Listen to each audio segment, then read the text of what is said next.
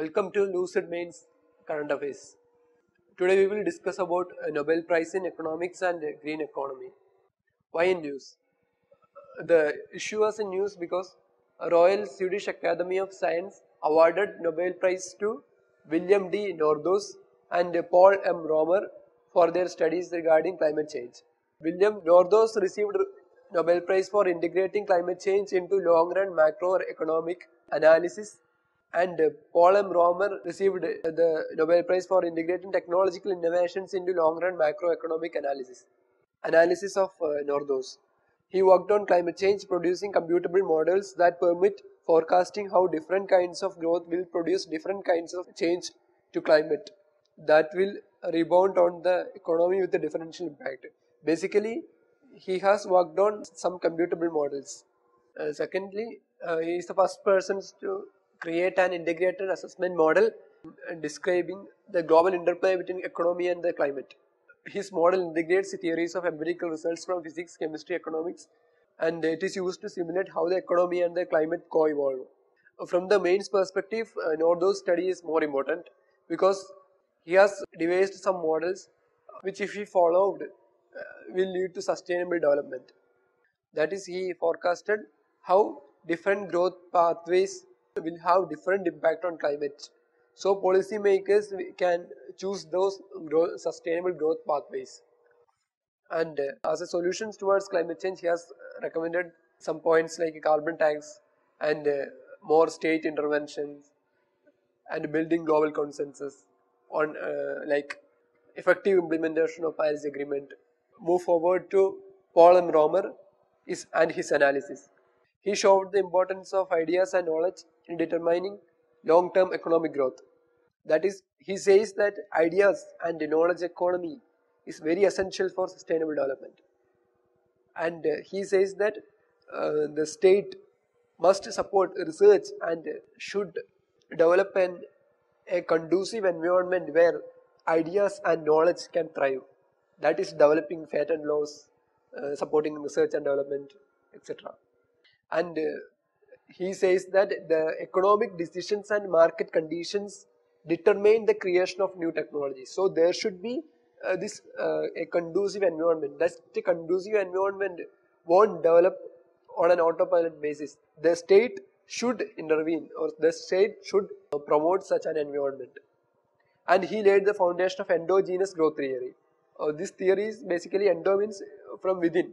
This theory states that the economic growth is primarily the result of endogenous factors. That is, if you invest in human capital, innovation, knowledge, that will lead to economic growth, rather than external factors which is outside the economy or the company, which is according to the exogenous growth theory, the growth is due to these external factors, that is the influences outside the economy or company of interest.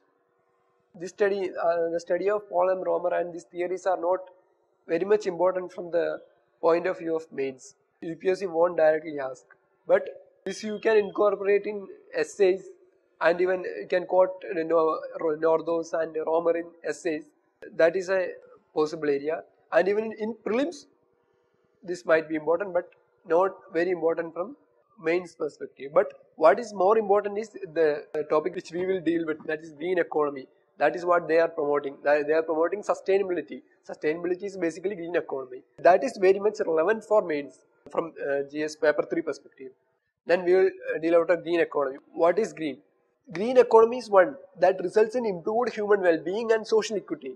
That is, human standard of living should be improved, but that should not be at the cost of environment. There should be environmental sustainability and improvement in human well-being. When it happens, that is called green economy. That is a low carbon, resource efficient, inclusive economy.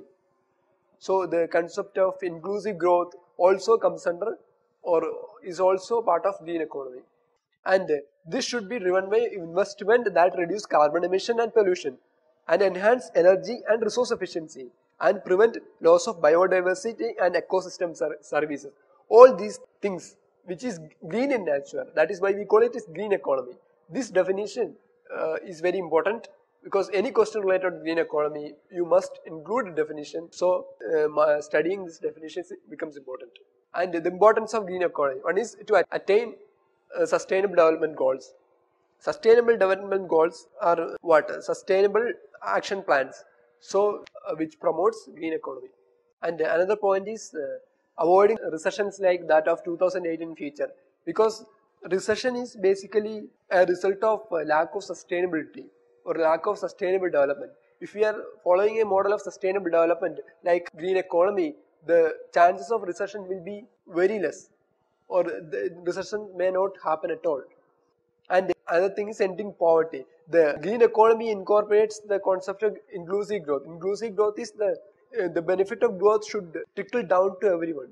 Everyone should benefit from it. So that will in turn will reduce poverty around the world, and reducing energy poverty through provision of low cost distributed renewable energy system. The green economy, the aspect of green economy includes renewable energy in its core. So energy poverty can be reduced by focusing on renewable energy.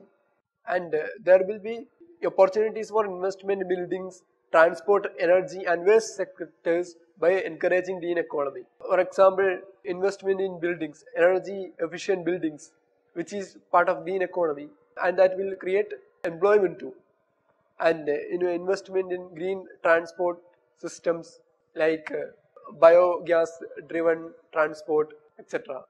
Then there is environmental benefits of green economy that will following such a pathway will can address challenges like climate change, loss of biodiversity and desertification. Then there are economic benefits of green economy, like the green economy includes the development of biofuels and renewable energy technologies like solar panels. This will open up new markets, like new export markets, so which is an economic benefit for domestic economy and people employed in that fields. Then there are issues surrounding green economy, or the challenges we call. That is the major challenge is financing the transition to green economy. Another thing is lack of green technologies. Developing countries and least developed states lack know-how regarding green technology. That is currently mainly in the hands of developed states. So there should be provision for this transfer of technology also. Then there might be unemployment, because the environmentally unfriendly sectors like coal mining may be affected by promoting green economy. But we should remember that on the other hand, there will be employment opportunities in green economy sector also.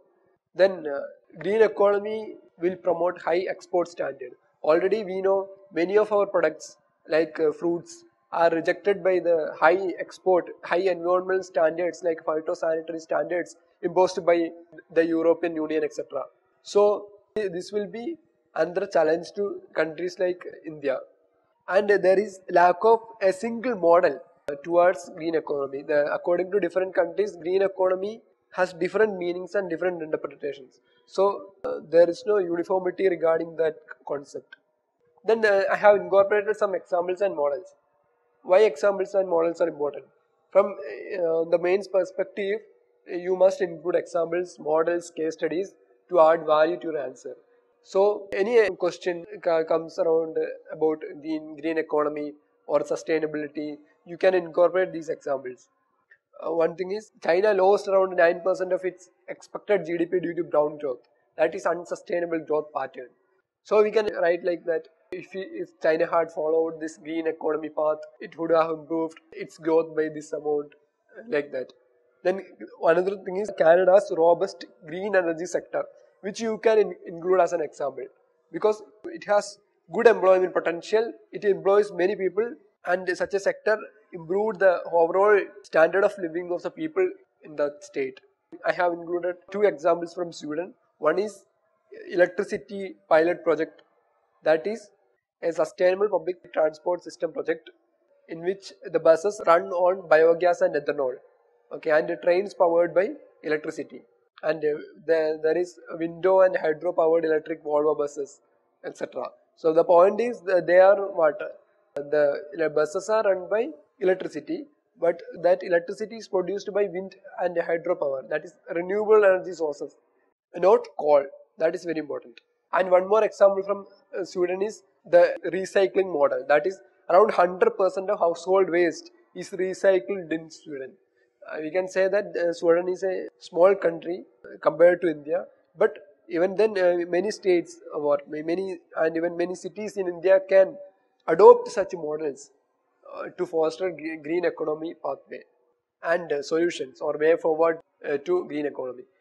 Thing is, access to energy to all should be promoted. Then there should be responsible resource management. The another important thing is blue economy, that is sustainable marine economic model, which also comes under green economic pathway. And following this blue economy, that is a responsible resource management, can ensure food security, promote sustainable tourism and build resilience. One example is conservation of coral reefs that will improve marine productivity, which will in turn increase the livelihood opportunity for fishing community.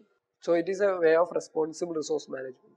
Then next is good governance, promoting and implementing existing regulations and designing better laws that promotes green economy. For example, India's National Action Plan on Climate Change is an example. Then multilateral funding through Green Climate Fund. Then skilling the skilling people in the industry, in service sector to promote and welcome green economy is very much important. Then the government should invest in research and development related to green economy. And the final point is tax and fiscal reforms promoting green economy is also a must.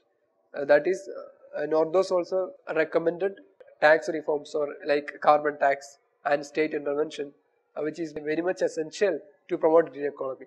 And I have incorporated two diagrams which you can note down and include wherever possible. One more thing is I have used subheadings, so that will make things easier for you. You can read it easily and the recollection capacity will be very high when you follow this model. And there are many points under one head, like way forward. There are 7 points. You can find out some connection between these points, interconnection between 2 points, so that a string of points is created, so that the retention capacity will be multiplied when you write the mains.